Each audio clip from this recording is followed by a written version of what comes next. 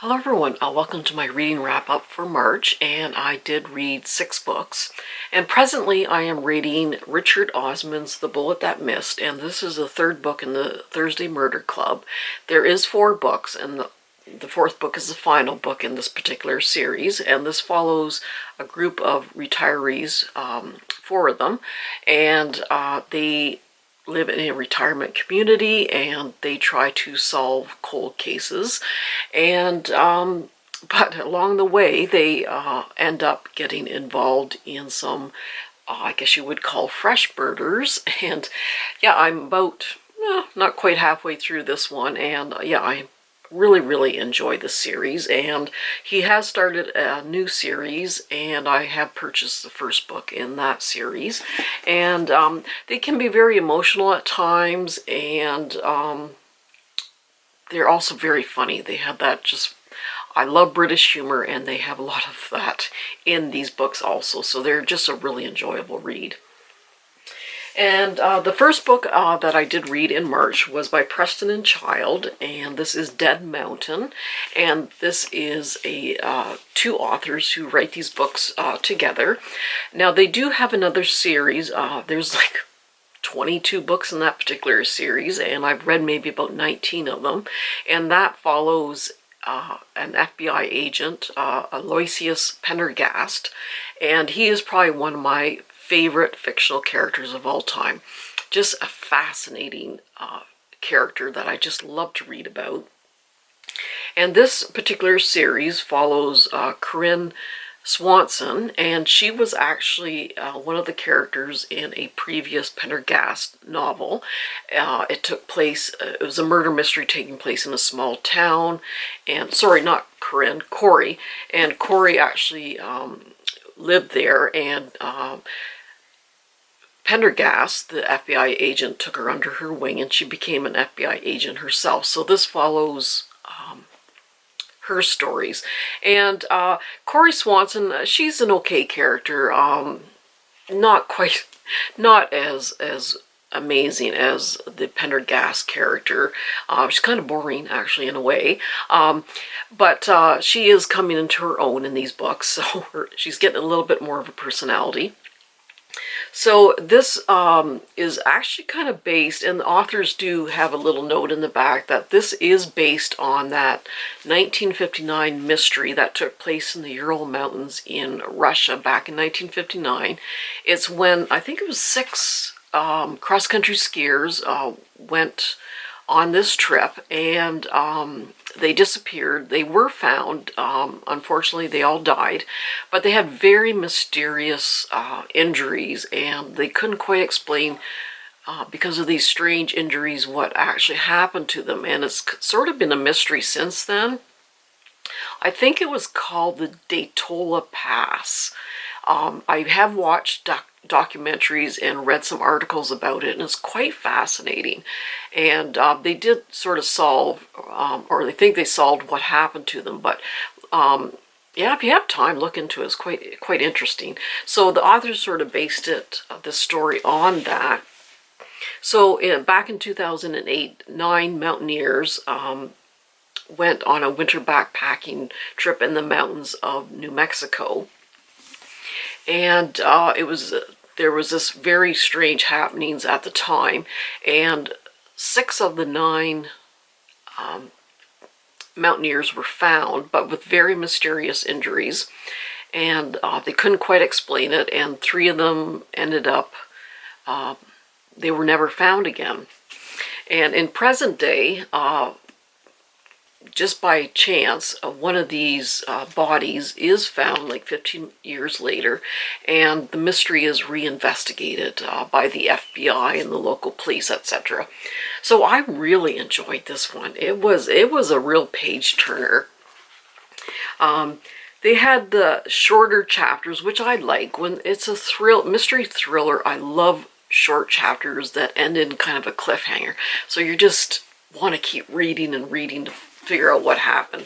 So yeah, I just flew through this book. It was a really fun read.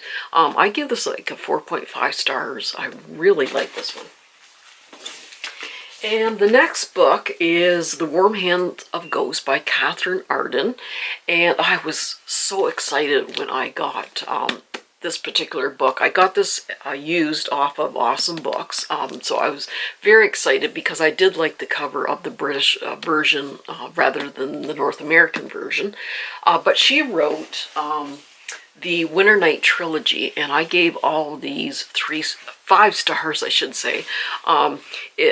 The first book was The Bear and the Nightingale, then The Girl in the Tower, and then The Winter of the Witch. And yeah, amazing, amazing books. These were based on Russian folklore, and these took place in the 12th, 13th century in Russia. Was known as Rus at the time. And there is magical realism in here. They were just phenomenally told, these stories. She's such a good storyteller. So this one is kind of completely different. This one actually takes place during World War I, and it starts off in Halifax, Nova Scotia, and Laura is a military nurse, and she is back home after serving some time in Europe. And her brother Freddie is presently a soldier in Belgium with the Canadian Army. And during this time, there is the infamous Halifax explosion when 2 ships collided, and the one was carrying some munitions, and there was a huge explosion, and there was so much damage. I don't know if it was like 2,000 people died. It was just absolutely devastating. So she ended up losing her parents, and then she finds out shortly after that her brother is missing in action. So she decides to go back because she's just lost her parents. She has really no one in her family left, and she really wants to figure out, is he really missing in action or what's going on? So she returns to Belgium to try to find her brother.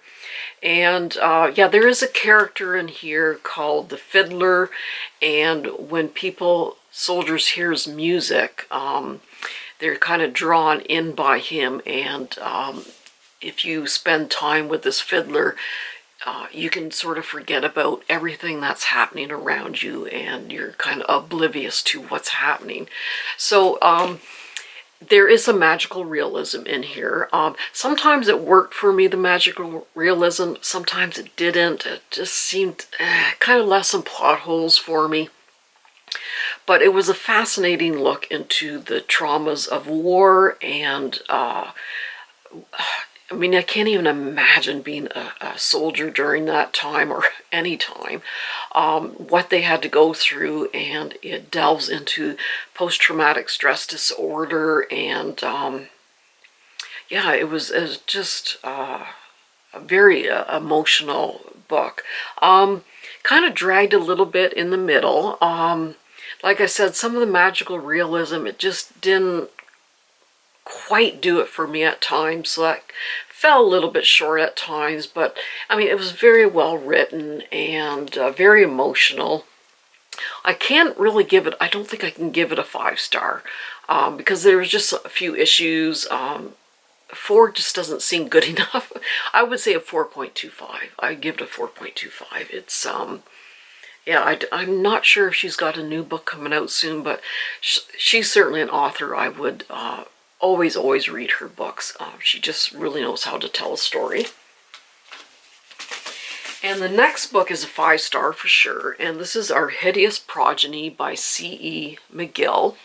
And I absolutely love this cover. I got this used, this hardback used on Awesome Books, the UK site, and is just absolutely gorgeous. So this follows Mary, who is the grandniece of Victor Frankenstein, and she is somewhat unhappily married and to the scientist, and they lost their young daughter. She passed away, and she's still dealing with that, and they're not well off. She has quite a difficult upbringing in that. And she ends up marrying this scientist, and he's trying to sort of make a big discovery to make a name for himself, and she helps him with the illustrations for his lectures, etc. and that. So they're not well off. They're really looking to kind of break through with a big discovery. And along the way she finds some papers that were left by her great uncle Victor Frankenstein, and she starts reading about all these experiments, and she doesn't know if it's true or not that he actually sort of put this body together and it became alive. There's rumors, and but anyway, she shows her husband, and they said, let's this could be our big, this could make a name for ourselves, and it goes from there. And yeah, it was so good. It takes place in the 1850s, so Mary would love to become a scientist. She would love to do that, and she's just dealing with a lot because of the loss of her child and just some issues with her husband, and they go up to the Scottish Highlands because they want some privacy while they try this experimentation out. And yeah, it's just so beautifully written. Yeah, when they lose their daughter, it says, I do believe that a person's absence in a house can be felt just as strongly as their presence. And she's thinking about ambition and curiosity and that sort of thing. I'd felt it too, a stab of longing, electric, knife sharp. It is a ravenous thing, ambition, even more so than curiosity. For some, I have heard, it is a fair weather companion, evaporating at the first sign of hardship and leaving its bearer behind with only modest dreams. For others, however, it is merciless, a burning, aching, gnawing thing that refuses to abandon its host, no matter how long or hard they work, until either they succeed or they are left hollowed out, prideful to the last. So yeah, just very, very wonderful writing, and the ending was really, really done well. So yeah, definitely a 5-star. And I think this is the only book she has written. Now, she is actually, I think she was only 23, and this is her debut novel. And she was born in Scotland. So yeah, she's quite amazing. So this is, I don't think she's written any other books. I did check. But if she does write another book, oh man, I'll be all over that. For a debut novel, it was amazing. And then I'm not a romance reader. If you watch me long enough with my book reviews, I don't like romance. I think they're just the same story over and over again, very predictable. But I've heard good things about Abby Jimenez, her books. And I actually follow her on TikTok. She has 4 dogs, and they are absolutely hilarious. She has a wonderful sense of humor. So I thought if her sense of humor carries through in her books, I'll probably just love these. So this is Part of Your World. So this follows a ER doctor, Alexis, and also Daniel Grant, who's a carpenter in this very small town. And she has an accident in this town, and he pulls her out of the ditch, and things go from there. But she has very toxic relationship with her parents, who are both doctors, and they have very high expectations of her, but they're very critical of her, and she knows that she has to stay in this hospital to carry on the family legacy.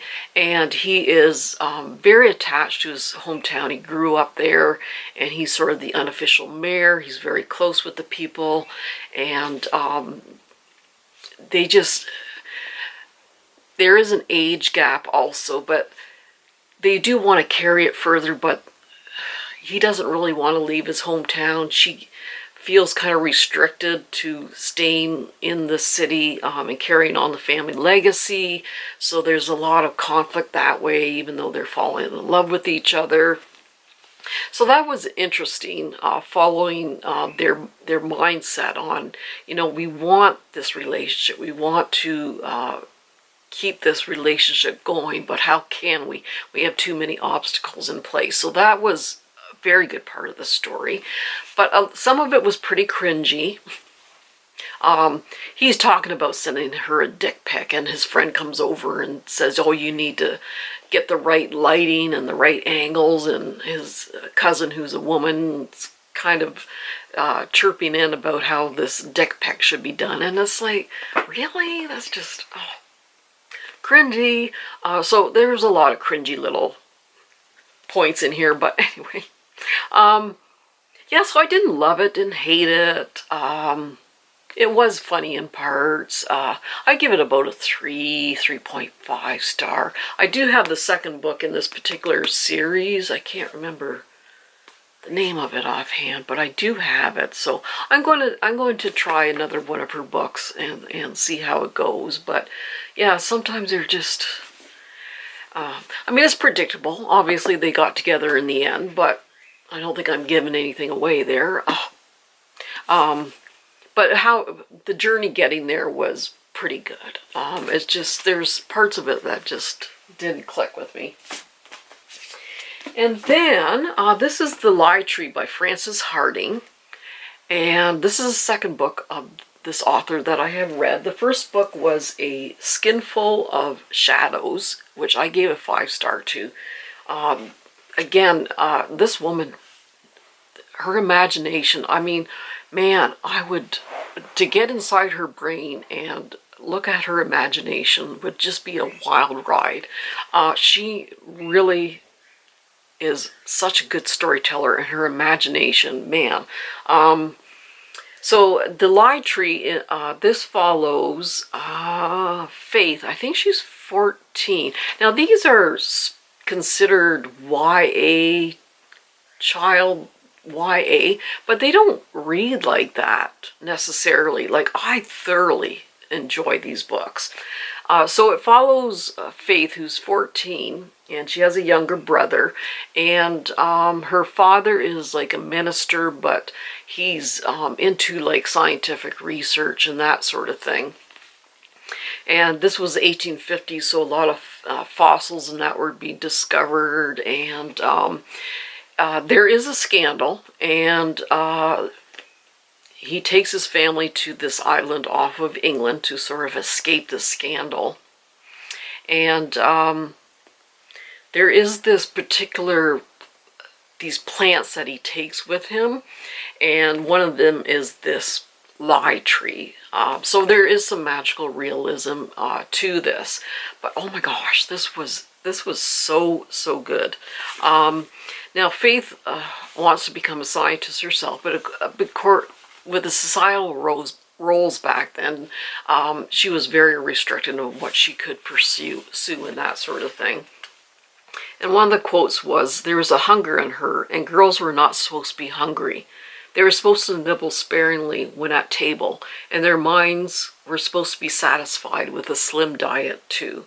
A few stale lessons from tired governesses, dull walks, unthinking pastimes, but it was not enough. All knowledge, any knowledge, called to faith, and there was a delicious, poisonous pleasure in stealing it unseen. So yeah, the writing was just so good, and it was an interesting mystery. Yeah, this was a 5-star. I think I gave A Skinful of Shadows a 5-star too. Just such great writing, and again, I don't know. Yeah, it is considered YA, child kind of thing, but man, it to me, it could easily be under adult fiction. And then the last book is No Strangers Here by Carleen O'Connor. And this book, actually, if you move it, you can see these little raindrops coming down. So it takes place in Ireland. Now I haven't read a book before from her. She does a lot of cozy mysteries in Ireland. And I don't think this is considered a cozy mystery like her usual ones, but there is cozy elements to it. So the main character is Dimna, and she is a veterinarian in Dublin, and she is called back home. Her father is showing signs of dementia, and his practice has to shut down, and then there is a murder of a very wealthy, prominent citizen in this Dingle. It takes place in Dingle, actually, Ireland. So there is, her father is actually a suspect in this particular murder, even though he does have some dementia, and she's going back there to kind of help clear things up. So yeah, it was atmospheric, and I did like the characters. There was some kind of cozy parts of it. Her being a veterinarian, which I kind of enjoyed. The murder mystery was interesting, but kind of the wrap up and the reveal was kind of out there. I really didn't like the kind of wrap up and reveal. I think it was just a little, it was just completely out of this world in a different tangent. I didn't like the ending in that, so it just seemed way too far-fetched and unbelievable. I mean, the rest of the story getting there was fine, but that wrap-up, no. I do have the second book on Kindle. I think I got it for like $1.99, so I'll read it again, see how it goes. Yeah, I just wasn't overly impressed with the follow-up or the reveal.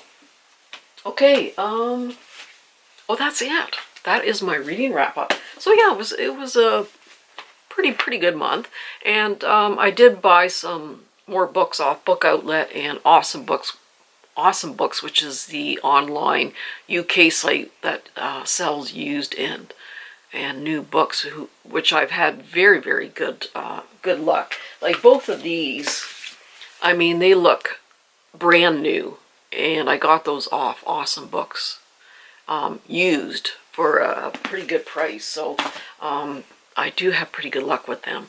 So I hope you have a wonderful April reading month, and let me know what you've been reading lately that you've been really enjoying, and everyone take care, and we'll see you soon. Bye bye.